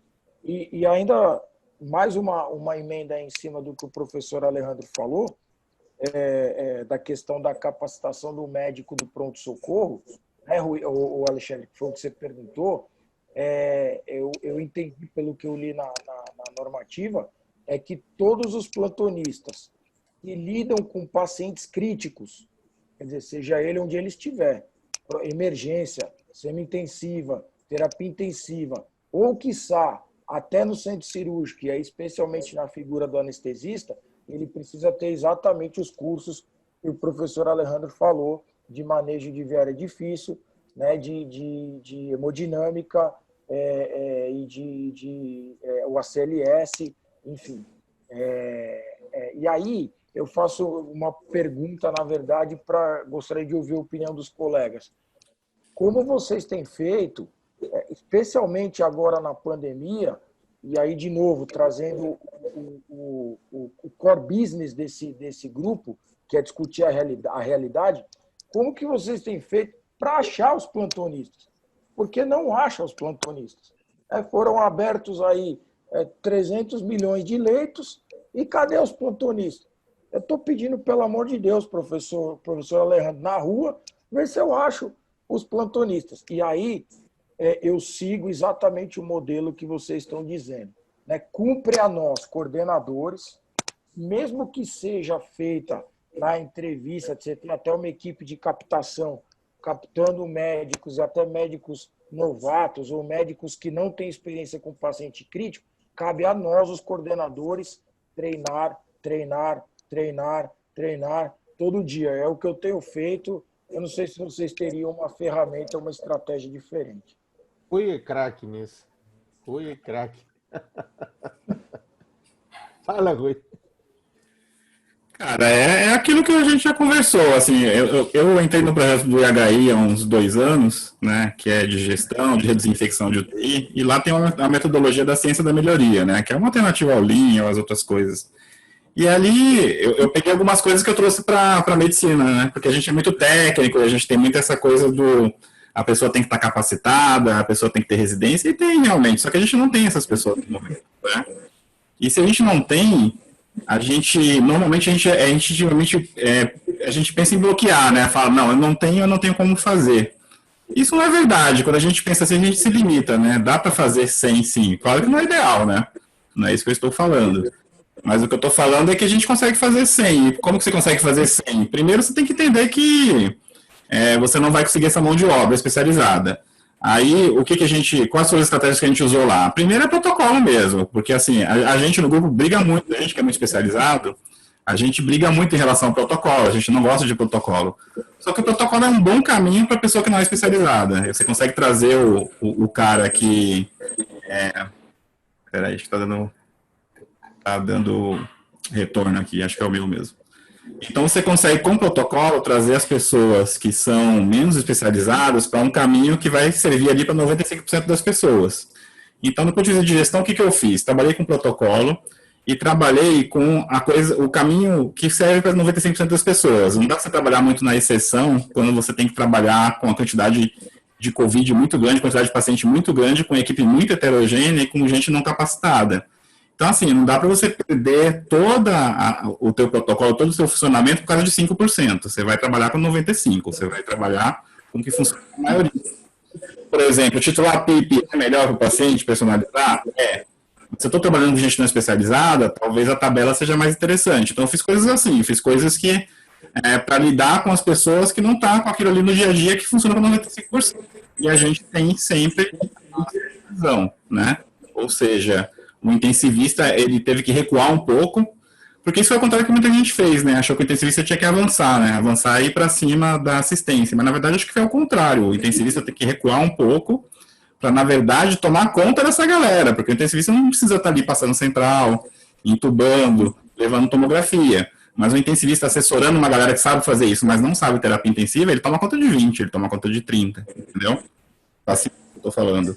Então, a estratégia foi essa, é trabalhar com a supervisão constante dessas pessoas, com as pessoas mais especializadas, assessoria online, a gente criou grupos de WhatsApp aí, que a gente assessorava as pessoas pelo menos quase 24 horas por dia, a gente criou um grupo que tem infecto, que tem intensivista, que tem cirurgião, discutiu o caso e já dava o retorno para uma pessoa ali menos especializada. E a verdade é o seguinte, Covid é um diagnóstico único, né? Não é a terapia intensiva inteira, é o mesmo paciente com os mesmos problemas, né? Hipóxia, infecção secundária.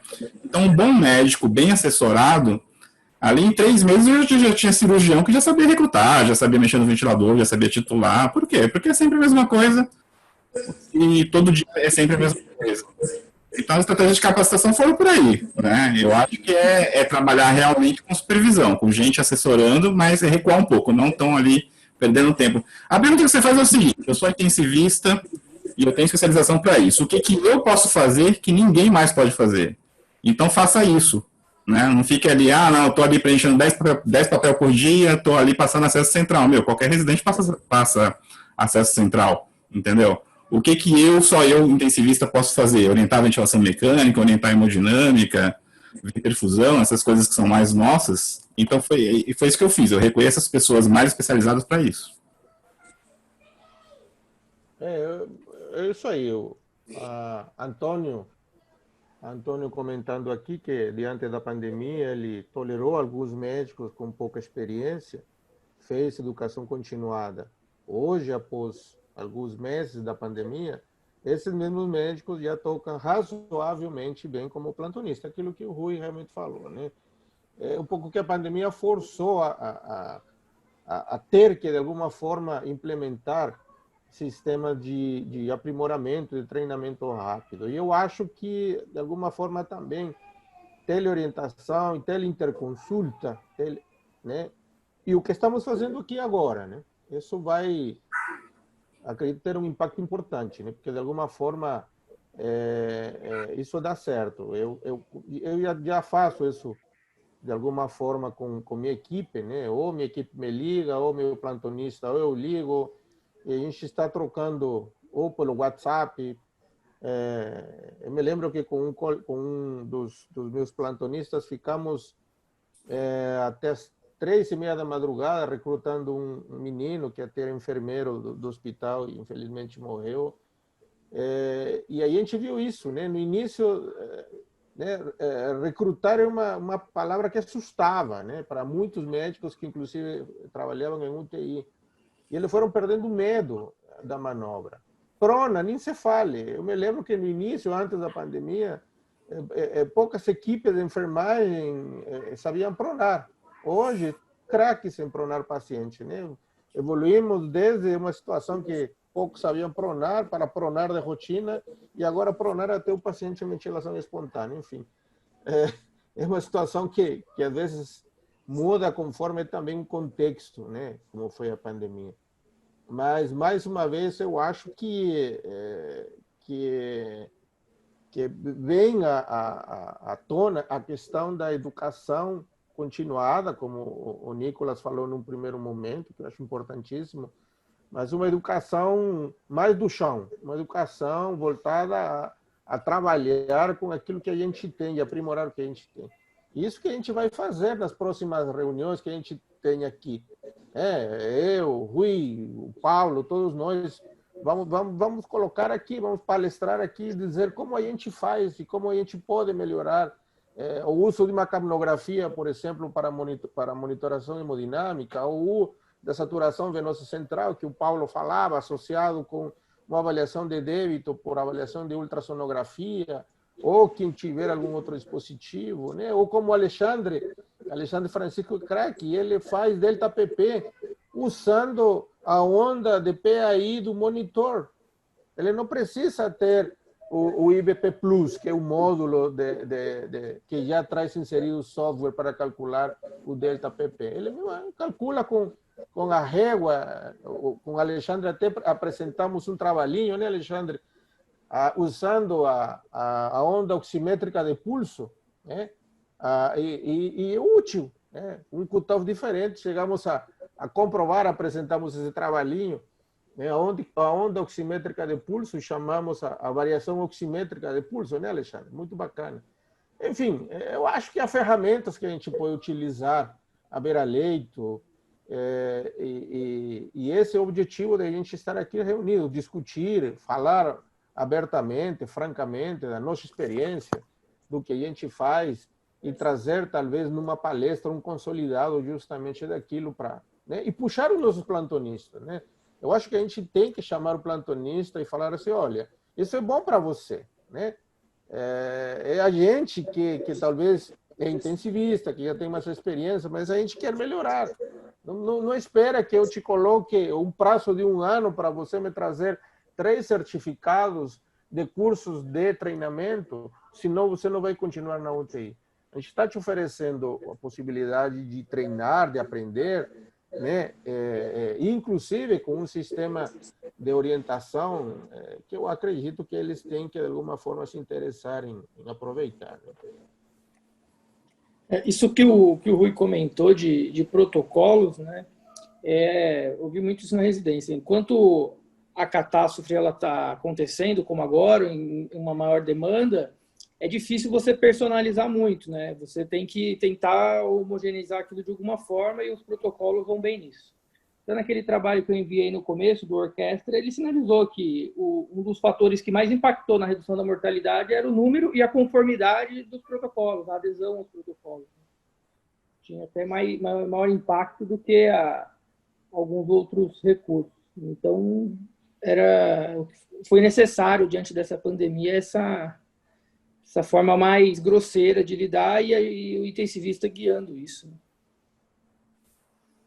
Tem uma perguntinha aqui do Paulo, a propósito do mesmo assunto, da remuneração adicional pela teleconsultoria. Na verdade, a gente está fazendo um pouco experimentando, viu, Paulinho? Eu estou com um projeto, tinha comentado com o Alexandre, de montar justamente treinamento customizado. Agora, talvez, na pandemia, vai ser um pouco mais difícil, né? Mas montar curso de treinamento em loco, nas UTIs do interior, que talvez são mais simples, que têm menos possibilidades de ter esses cursos fora, ir até lá e fazer o treinamento customizado, ou seja, mostrar como podem aproveitar os equipamentos que eles têm, em loco, né? E na prática, com seu monitor, com seu respirador, aquele equipamento que tem, olha, usa dessa forma, aproveita, olha, tem uma ferramenta que você pode usar, que está aqui. Esse monitor ele pode te dar algumas vantagens adicionais que você pode usar com um caminógrafo, enfim, em loco, e oferecer a teleconsultoria, né? Então, disponibilizar um sistema de teleorientação, né, que eu acho que isso vai ser um dos pilares do futuro também. Essa pandemia veio mostrar isso, né? Acho que é parte do futuro mesmo. Professor, me permita aí dois comentários. Um para a gente talvez descontrair um pouquinho e dar uma risada. Dessa questão do treinamento que o Nicolas colocou e que é fundamental, o boneco, o chefe, está andando no meu carro continuamente. E 2 vezes eu esqueci de pôr o cinto nele. Eu fui multado. Eu vou ver se o senhor me ajuda nessa. Eu vou te mandar. Tomei 2 multas, porque eu não vesti o cinto no boneco, que ele anda comigo continuamente. Era só para dar risada, mas é verdade, Boa. é verdade. Boa. Bom, mais alguém tem alguma coisa? Ricardo, você ficou calado, Ricardo, você não... algum comentário? Eu não sou palestrante. Eu, Ricardo, quero te dizer que achei fantástica a apresentação, apesar que a gente agora começou a mergulhar nas perguntas, mas disponibiliza para a gente, por gentileza, essa apresentação, porque essa estatística que de alguma forma reflete o censo da MIB, eu acho que é nossa primeira fotografia. Eu espero que daqui a 1, 2 anos a gente possa fazer novamente um questionário, talvez de nós mesmos, e esses números talvez possam ter melhorado a partir de um trabalho que a gente possa desenvolver de forma conjunta aqui entre nós. Essa é uma esperança, né? Na realidade, eu acho que até as discussões acabaram indo para um rumo um pouquinho diferente do grande objetivo, né? Entrou um pouquinho na parte de legislação, de dimensionamento, mas também até não contempla da mesma forma. Alguns detalhes interessantes até pela redação dessa nova legislação, Alejandro, que você colocou ali, realmente que tinha lido, o meu entendimento do plantonista, eu até abri ela aqui para ver se eu não lembrava ela de forma, a redação exatamente como é que era, sobre a habilitação do médico plantonista, e uma coisa até me chamou bastante atenção, porque aqui coloca como assim, recomenda-se que os médicos, preferencialmente, tenham título de especialista em medicina intensiva para atuar em UTI. Tudo bem. Alternativamente, recomenda-se que tenham concluído um programa de residência médica em área básica. Então, assim, pelo que eu entendi da redação aqui, se ele tem a conclusão da residência básica, ele não entra, porque aqui da frente tem um ou e tem uma única. E nesses casos, que não tem residência,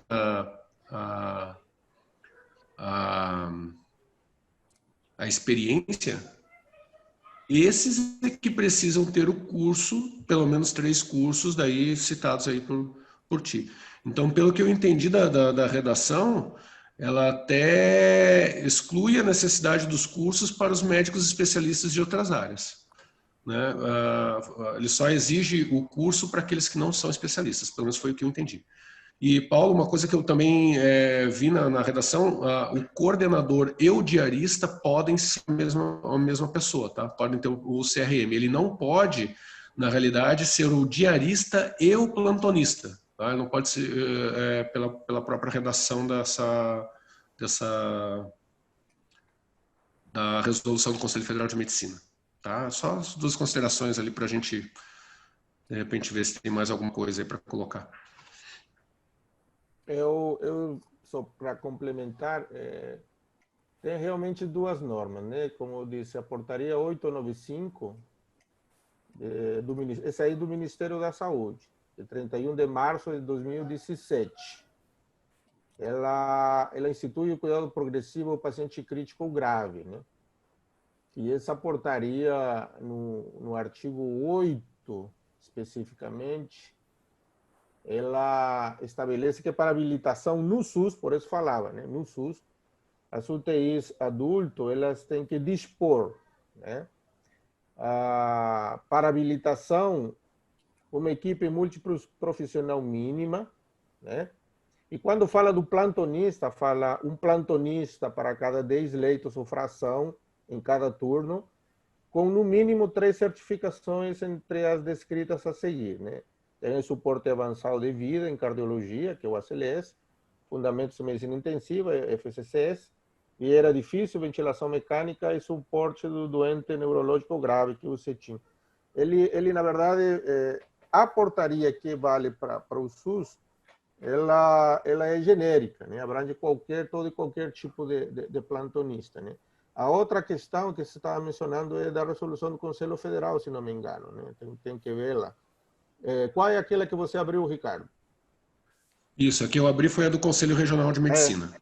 Federal, né? Federal. Isso, do federal. É a resolução 2271, agora de 2020. Isso, 2171, essa é do federal, né? Ela que, na verdade, faz... E a diferença da portaria que acabei de ler, que ela é mais vinculante, né? Ela é mais impositiva. Você percebe que a resolução do Conselho Federal, ela usa termos como recomendo, né? Ela não seria o ideal, seria preferencialmente, usa esses termos que deixam, na verdade, a possibilidade de não ser feito, né? De não ser vinculante, de não ser impositivo. Mas tem em contrapartida aquela outra do Ministério para UTIs do SUS, né? Seria só para UTIs do SUS, que ela sim é um pouco mais vinculante, né? Mais impositiva. Mas eu acredito que aquilo que você colocou é isso mesmo, né? O intuito independente de advir ou de derivar de uma norma, seja do âmbito do SUS, do âmbito privado, ou da Anvisa, ou do Conselho Federal de Medicina, que vamos e venhamos, né? Tem tanta norma aí do Conselho que no final das contas fica em letra morta, porque o Rui e eu, que também trabalhamos em porta, em unidades de pronto atendimento, vivenciamos na pele quanto as normas do nosso conselho terminam sendo letras mortas, né? Porque não se aplicam em absoluto, né? Publicou, editou e ficou na gaveta, né? Os departamentos de fiscalização e os conselhos regionais incumbidos de fazer cumprir normas do âmbito federal realmente se omitem. Não sei se nos seus estados acontece a mesma coisa, mas, assim, não estou contando porque me contaram, estou contando porque vivencio isso na pele. O Rui também, nós trabalhamos na mesma unidade e até já somos parte de um processo, né, de uma denúncia no Conselho, denunciamos no CRM, está numa sindicância tramitando, houve vistoria de fiscalização e a situação persiste da mesma forma. Então, vou dizer para vocês, mais que apelar a uma norma em si, eu acredito que o intuito de promover que haja uma qualificação deve ser justamente para melhora da qualidade mesmo da unidade, né? Esse deve ser o verdadeiro objetivo. Alexandre. Olá. A distribuição das UTIs que o Ricardo postou, eu fico imaginando, posso estar errado, em algumas coisas que eu vi da vida, que algumas cidades não tenham UTI por terem essas SEMIs, ou a de cuidados de paciente grave, e não caracterizam como UTI, né? Eu não sei se isso é uma realidade em todo o Brasil, mas algumas cidades eu tenho essa desconfiança. Não é UTI, mas ficam os doentes graves ali com uma unidade de paciente grave. Eu não sei se isso interfere na estatística de UTIs verdadeiras, né? Que a MIB postou em 2016. Não sei.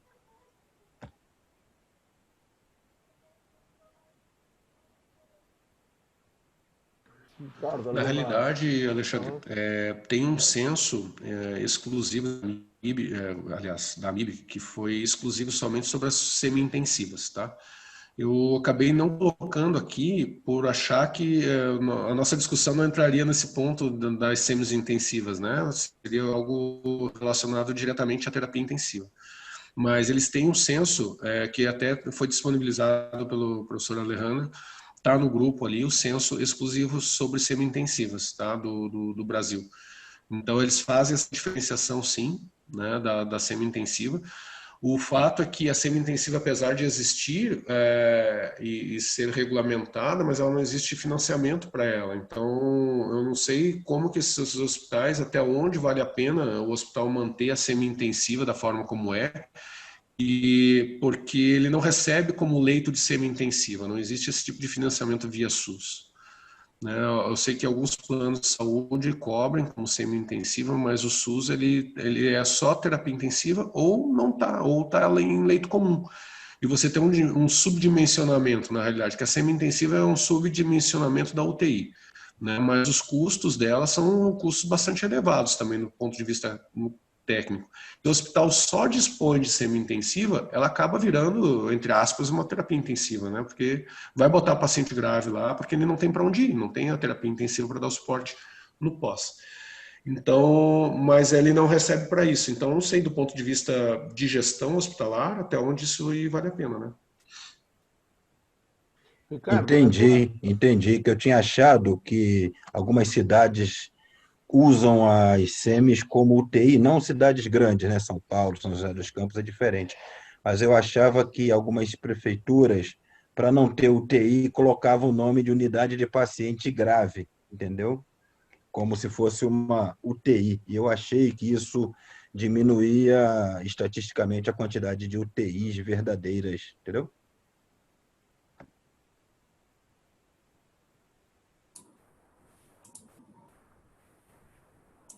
Eles fazem essa diferenciação, sim, Alexandre, tá? Eles colocam no censo as semi-intensivas, desde que seja classificada como tal, né? Mas eles colocam essa diferenciação, sim. O Ricardo, na tua percepção, pela estatística e pelo censo que você apurou, nosso também, nós, acredito, temos colegas de Minas Gerais, acho que Paraná, Rio de Janeiro, São Paulo, Paraná e Santa Catarina, se não escapa mais algum. Mas acho que no futuro, tomara que consigamos algum colega de Roraima, Acre. E na tua percepção, como você acredita que estejam essas unidades lá, em termos de... você mostrou a parte da distribuição dos leitos por 1.000 habitantes, mas em termos de estrutura e de recursos humanos, qual seria a tua percepção, Ricardo? Sim, Alejandro, na realidade tem uma coisa bastante interessante que estava vendo.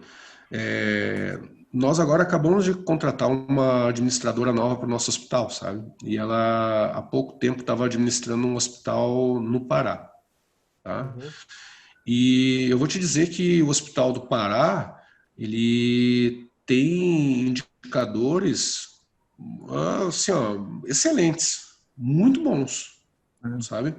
Então, assim, não é. Eu acho que é óbvio que talvez, se você sai do centro de referência, né, na região norte, talvez você pegue um hospital de interior, alguma coisa que você realmente não consiga ter nenhuma qualidade técnica nesse sentido.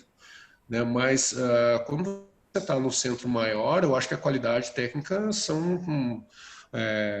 não for superior, né, igual, ou seja, não tem nenhuma diferença do que a gente tem no nosso dia a dia. Lembrando que, por exemplo, lá em Roraima, como eu botei ali na estatística, no estado todo tem 10 intensivistas, né? Ou seja, eu, na minha UTI ali, de 10 leitos, eu tenho 5 intensivistas, né, com titulação. Então, eu tenho metade dos intensivistas do estado todo de Roraima, né, do ponto de vista, né, de números. Isso, lembrando que isso é censo de 2016, né? Então, de lá para cá, talvez esse número realmente possa ter se modificado de uma forma consistente. Mas eu acredito que o grande problema da região norte seja a interiorização. Eu acho que lá a interiorização é muito difícil, né?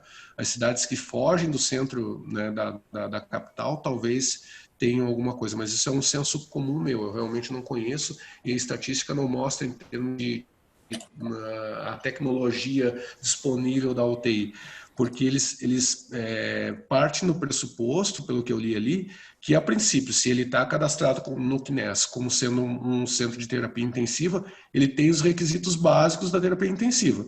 E a gente já viu na nossa estatística aqui breve que isso não é a realidade, né? Que eles colocam no CNES e tem o centro de terapia intensiva, mas nós os requisitos mínimos para poder funcionar. Então, isso realmente é algo que me preocupa nesse sentido lá. Eu acho que, realmente, se fosse fazer uma vistoria de forma adequada, eu acho que não é só lá, não. Eu acho que até São Paulo, Santa Catarina, ou seja, qualquer outro estado, a gente vai descobrir muita UTI aí que na realidade, mal chega ao ponto de uma semi-intensiva, né? É a minha percepção. No questionário, se não estou enganado, eu estou com uma curiosidade.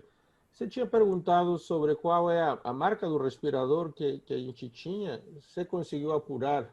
Sim, sem ser isso uma propaganda, evidentemente, para nenhuma empresa. Mas é uma curiosidade que eu tenho. Você apurou qual é o tipo de respirador mais frequente do grupo? Alejandro, eu acho que eu esqueci de botar esse slide. Sim, eu tenho. Me dá um segundinho, vou abrir novamente aqui. Eu já coloco em tela para todos aí, tá? Só um segundinho aí. Eu perdi o slide aí. Mas dá um tempinho que eu já coloco no ar. Você apurou então esse dado? Porque eu me lembro que Sim. teve essa pergunta, né? Eu adianto para vocês que o principal aí é o Pixel, tá? Mas parei que eu já boto as respostas aí. Só um segundinho aí que eu já vou achar aqui. Eu queria só fazer uma provocação em relação ao que o Ricardo comentou, dando o exemplo de uma administradora nova que eles colocaram no hospital deles, que tiveram bons números, aí, bons indicadores lá na região do Pará. Né? E claro, é claro que sempre isso vai ser possível, obviamente, porque se os coordenadores e os líderes e os colaboradores propriamente dito conseguirem desempenhar um trabalho eficiente, os números vão ser bons.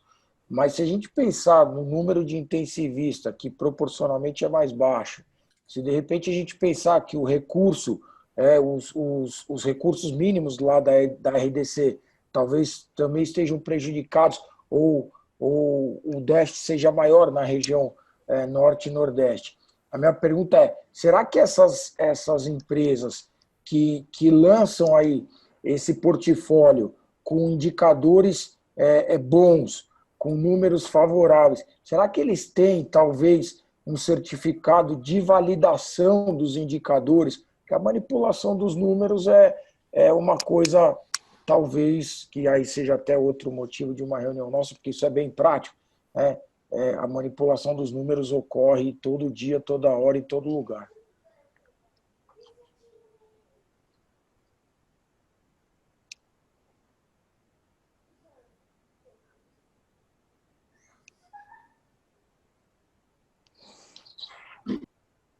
Pessoal, eu botei em tela, direto do SurveyMonkey.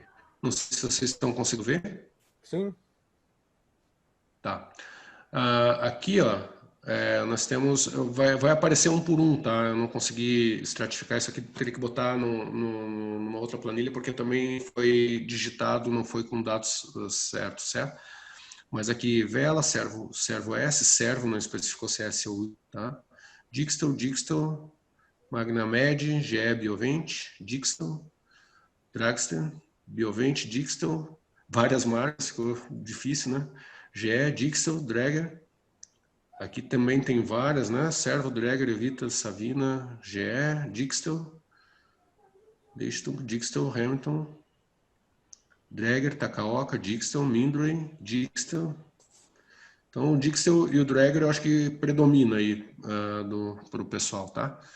Depois eu vou botar fazer o slidezinho aqui que realmente passei batido aqui na correria. E aí eu já coloco no grupo lá também, mas predominantemente Dixtel. Não apareceu nenhum Puritan Bennett, né? Qual? O Puritan Bennett, 840. Não, nenhum. Né? É uma curiosidade que surgiu agora.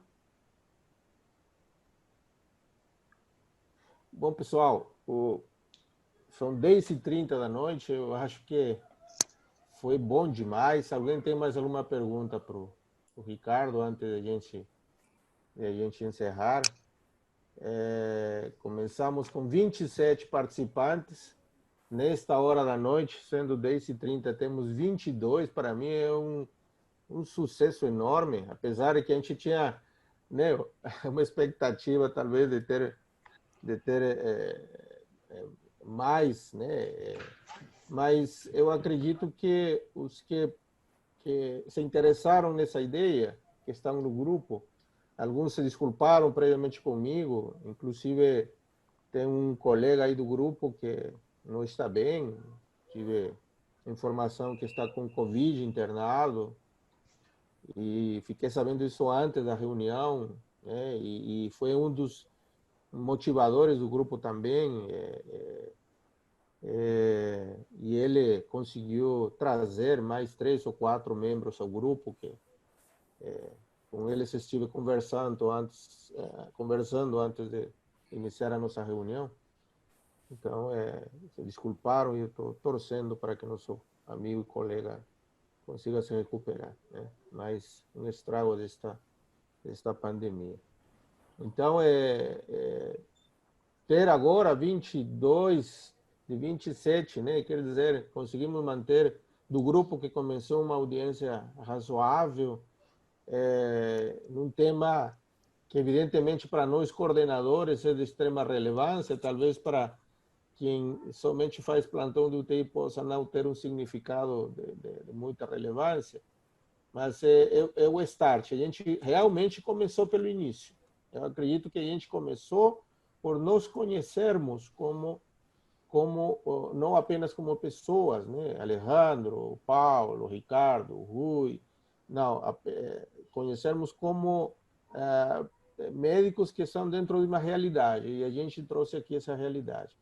Eu queria parabenizar por isso a Ricardo, que apesar do enorme trabalho que ele comentou que está tendo, né, na UTI dele com relação à pandemia, ele conseguiu se dar tempo de poder fazer a apresentação, filtrar os resultados do questionário e nos apresentar essa estatística que para mim tem um valor muito, muito grande, né? Eu diria que essa estatística é nossa, né? É uma foto nossa e tem um valor muito grande, especialmente para mim. Parabéns por isso, Ricardo. Não sei se não tiver mais perguntas, eu vou encerrar. Ricardo, quero dar algumas palavras finais da tua apresentação. Na realidade, agradecer a oportunidade, né? Realmente foi bastante corrido para mim e eu acho que para todos essa época é uma época bastante complicada. A gente está vivendo uma situação que é única. Então, é óbvio que falta muita coisa para a gente poder inserir, e a gente começa a fazer, a gente vê que tem condições de poder ampliar isso de uma forma melhor. Então, eu acho que daqui para esse grupo andando da forma como está, eu acho que nós temos uma boa expectativa aí de poder ganhar bons frutos aí de aprendizado aí. Beleza, muito obrigado. Obrigado mesmo, Ricardo, pelo esforço, né, nessas circunstâncias, né? Agradecer a todos. Eu vi aqui dentro dos participantes que aí estão, participantes conhecidos nossos, né? Alguns não conheço, espero conhecer prontamente, né? Estou vendo pela câmera a Roberta. Tudo bem, Roberta? Aí, veio que está de plantão aí trabalhando, né? Mas tem... Boa noite, aqui, meninos. Estou de plantão, estou de castigo aqui hoje. Estou um pouquinho corrida aqui, que eu estou com um pós-ópita cardíaca aqui, dando um levante. Mas, assim, eu acompanhei, eu não fiquei presente 100%, que eu não consegui, mas, assim, foi sensacional, engrandecedor. Espero que a gente continue, não desista, não vamos parar, devagarzinho sempre, viu, professor? Obrigada aí pelo convite aí. Unimed Macaé? Obrigado. Legal, eu trabalhei aí, em Macaé e Campos. Uma interrupção aqui rapidinho. Roberta, vem para São José, cara. Larga esse plantão pesado aí no Rio. Bom, gente, muito obrigado aqui, Carol, Gustavo Andrade, João Castro, João Chang, Júnior, Leandro, Natália, Conrado, Roberto, todos os colegas que estão aqui, que realmente prestigiaram. Muito obrigado. E obrigado, Rui, por nos ajudar nessa parte aí, né, técnica, que você é craque nisso. Então, eu acho que vamos continuar nessa plataforma, né, até realmente a gente poder ir crescendo um pouquinho mais, né, vendo mais para frente. Rui, eu tô curioso de saber se atrás de você é ou não é uma UTI, rapaz. Eu tô aqui. Eu não sei, eu acho que vou pegar meu óculos aqui, porque eu não tô conseguindo decifrar. Eu coloquei isso daqui para ver se convence a Roberta a vir para cá, falando que não tem paciente não.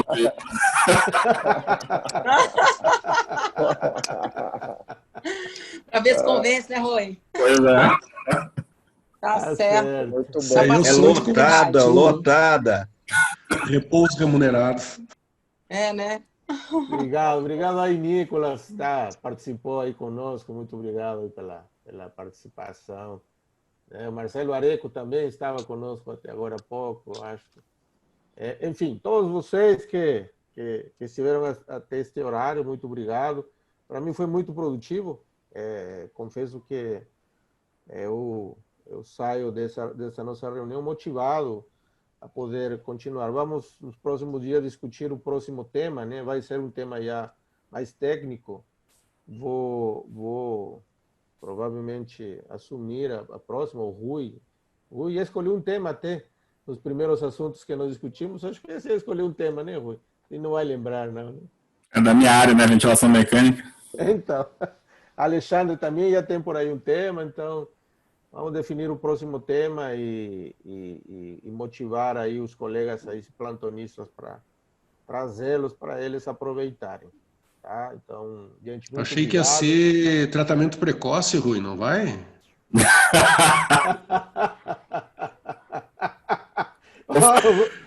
Que pena! Mas que vai ser tratamento precoce, experiência pessoal? Como é que é?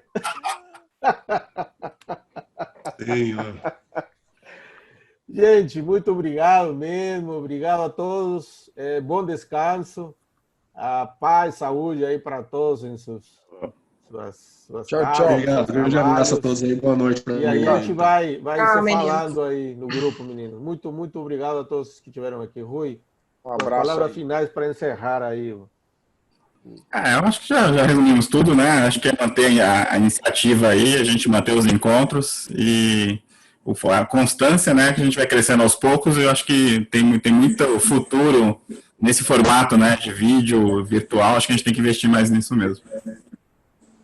Bom, falou, gente. Boa noite para todos. Boa noite, todos. Boa noite. Boa noite aí. Valeu, um abraço.